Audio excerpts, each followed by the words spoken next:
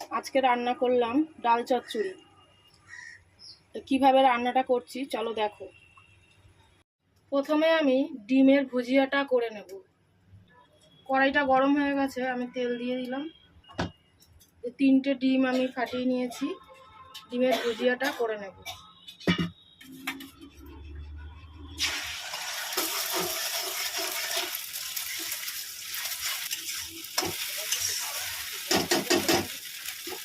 ভুজিয়াটা হয়ে গেছে, আমি নামিয়ে নিলাম। আবার একটু তেল দিয়ে দিলাম। এখানে আমি আদা রসুন চপ করে নিয়েছি, মানে মিক্সিতে একবার ঘুরিয়েছি, এরকম হয়েছে, পুরো পেস্ট নয়, একটু দেখো চপ করার মতন হয়েছে। আমি এটা তেলে দিয়ে ভেজে নেব। এবার আমি পেঁয়াজ দিয়ে দেবো, পেঁয়াজ কেটে রেখেছি, পেঁয়াজ দিয়ে দিলাম।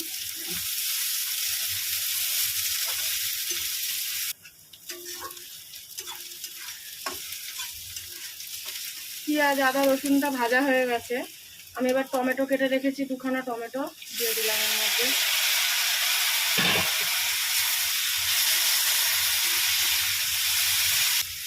টমেটোটাও ভাজা ভাজা হয়ে এসছে।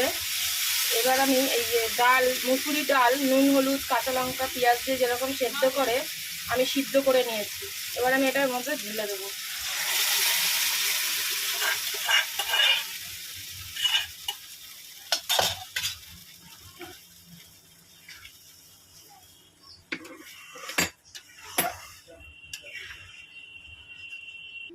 এই যে ডিমের ভুজিয়াটা করে রেখেছিলাম, ডিমের ভুজিয়াটাও দিয়ে দিলাম।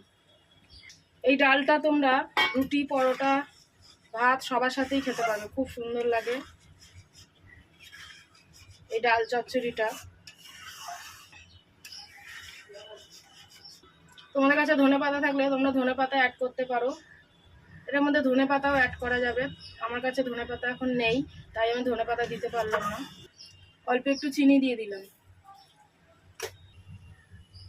হয়ে গেছে দেখো বন্ধুরা, রাখছি। সবাই ভালো থেকো, সুস্থ থেকো।